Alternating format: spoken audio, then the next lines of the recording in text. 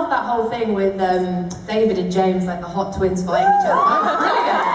That was really clever. So I think that was a really, really good idea to go to the underworld because it was a perfect vehicle to bring all of our old favourites back. I thought that was excellent. Thank you so much. You're welcome, darling. Hi, Bex. Hiya. First of all, you're really pretty. Thank you.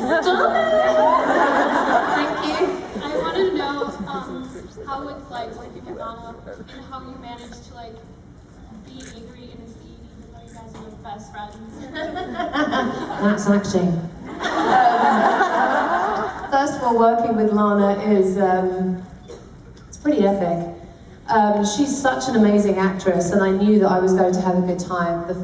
My first day at the office was a big scene between Zelina and Regina when I first come in to her castle, and I've stolen her dress, and I'm green, and it was like this huge 5-page scene, and we're just going toe to toe, nose to nose with each other, and I was like, oh my god, this is going to be so much fun! And it was, because she's good, and it's just fun to play with someone else that's just really strong, and just two women just going nose to nose. And we used to get into these scenes, we're so like angry with each other, and we'd be getting so close, literally like nose to nose. I'm like, oh my, are we going to make out? I don't know.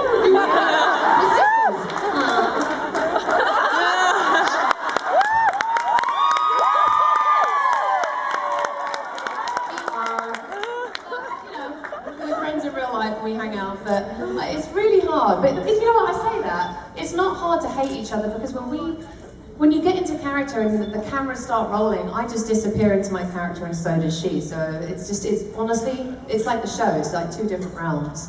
So it's kind of easy in a way. Thank you. Thank you, darling.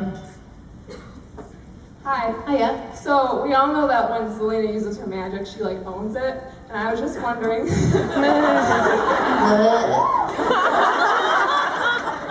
Go on.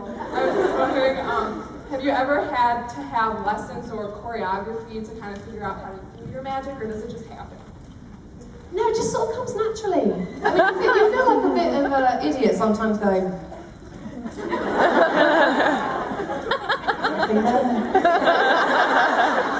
But you know that it's going to look good on the day. Like the other night in the Sisters, I bring out my fireball and Regina brings out hers. On the day you're like shouting at each other with an empty hand. I'm going to get you with this hand. And then you watch it, you're like, yeah! You just know that they're going to fix it in post, and the VizFX team, and they're so good on the show, but we don't get to see it on the day either. But it's weird. It's like sometimes a director will say, are you going to poof out in this scene? I'm like, yeah, I'm going to absolutely poof out. And they're like, how do you poof out? I'm like, like that, obviously. The director's like, okay. But we all have our own way of poofing in and poofing out and flinging someone and choke holding someone and bringing in. I think everybody kind of develops their own mannerisms for all the magic that we do on the show. It's really fun. Thank you. Thank you, darling. Hello. Hi. So my question is, when you're wearing the green makeup, does that help you get into character? Yes and no, because once it's on, I forget that it's on. So it's sometimes very scary when I go for a wee. Oh my god! It's just me. It's just me. It is terrifying because there are no mirrors on stage, and you forget, and you're like, bloody hell. It's a little intense. But when I'm having to be, it's hard though now to say that because I've gone on such a character sort of arc and journey. It was really, really fun in 5/16 to be green and not like Bitter Party of One. Do you know what I mean? Like the whole stuff with Hades and on the bicycle. And it was really weird to kind of look at myself green and smiling. Because normally I'm like, ah! That was really cool. I really enjoyed that. But I do love being green. If there's been a few episodes when I'm white, I start whining a little. I want to be green again. So it's easy in a way. Thank you, God. Starbucks God's heard me. Look at that. I've made it. It's official. Thank you. But it does. Like if I've got to be really angry, the green really, really does help. But it's not easy being green. But I love it. Cheers, mate. Thanks ever so much. Oh, brilliant. What fairy tale story do you want to be in Once Upon a Time that has that fairy tale? Like a world or a story, you mean? Like a cartoon that hasn't been in it? Like a fairy tale. Ooh. Well, I wanted to be a Little Mermaid. Right? Ended up being a witch. Who else hasn't been on? Well, you know, they've bought Star Wars now and Marvel, so, I mean, there's so many characters that they can bring on. There's some new things coming that you're about to find out very exciting. I can't think of one. Have we done Aladdin? No. I love that cartoon. I love to fly a magic carpet ride. You know, like with my broomstick. You know, maybe alongside Aladdin, have a race. We can always win.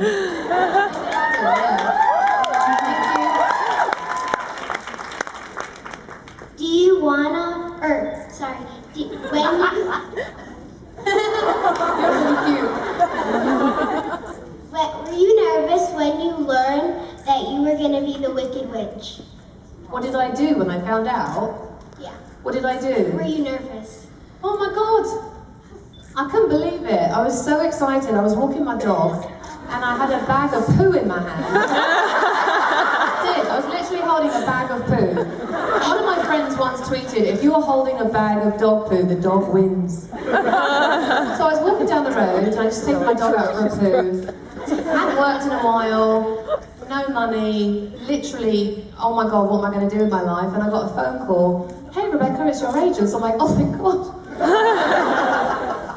I was rethinking everything. And they're like, did you want to be on Once Upon a Time? And I'm like, yes please! And they're like, well wait, hang on a minute, do you want to know who you're playing? I'm like, no. They're like, well we can't accept an offer without really, I'm like, shut it! I said, yes, I need a job!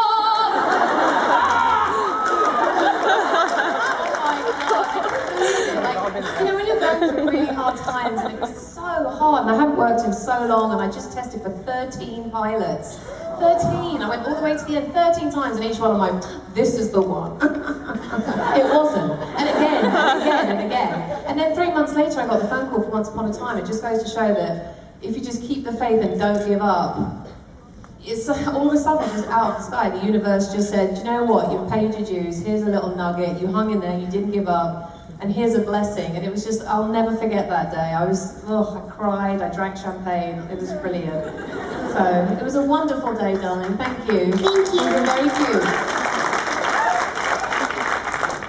Hello. Hi. I was wondering, when you found out you were playing a character that was so wicked, how did you prepare for that? I didn't really. That says a lot, doesn't it? Blame yourself much later. I didn't really. You know, some actors, you know, overly research roles and go and watch all the old ones and this, that and the other, but I didn't want to watch the original film again, which I'd seen when I was little when the Wicked Witch gave me loads of nightmares, because I didn't want to like copy anybody else. And there was that other Oz movie that James Franco did with Milo Kunis and everything, and I didn't watch that. So in a way I sort of went the other direction. I thought, I'm just gonna do my own thing, take the great writing and just pray that it really, really works. And then like months later, people are like, oh, you know, were you nervous to play such an iconic role? I'm like, oh my God, that is a massive responsibility. But luckily I didn't overthink it in the beginning, because then I would have got nervous and I probably just would have been awful. So I just sort of went with the flow and just prayed that it worked. So. Okay, thank you. Thank you, darling.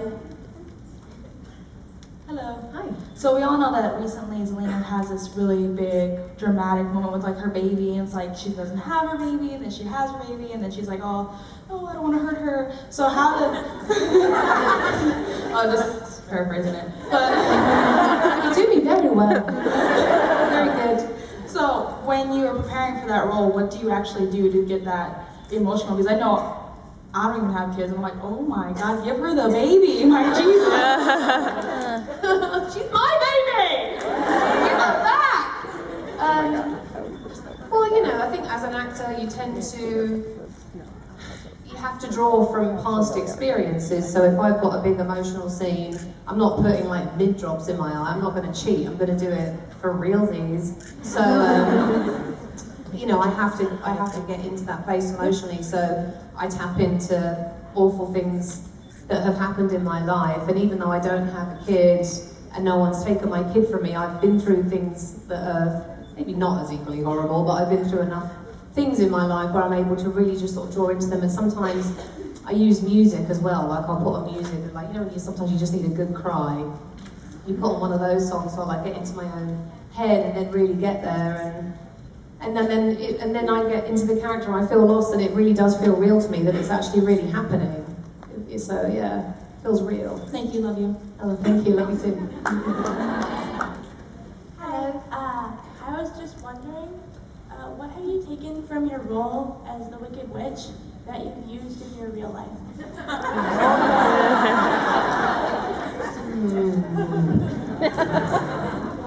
Honestly, I wish I could die, but I can't. What have I taken from her? Honestly, I don't know. I mean, I've put things in her. I'm trying to think if she's put anything in me.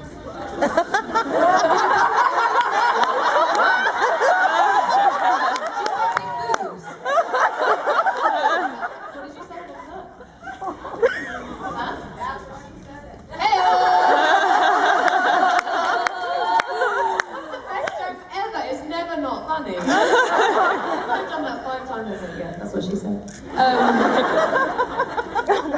Not really, I don't think I've sort of taken anything from her, because then I think I'd be single forever, because then I'd just be a nightmare to be with, and my fiancé would probably leave me. So I try to leave work at the office and not bring home some of the things when I've been either very emotional or very, very, very, very wicked. I try to kind of get it off me before I get home.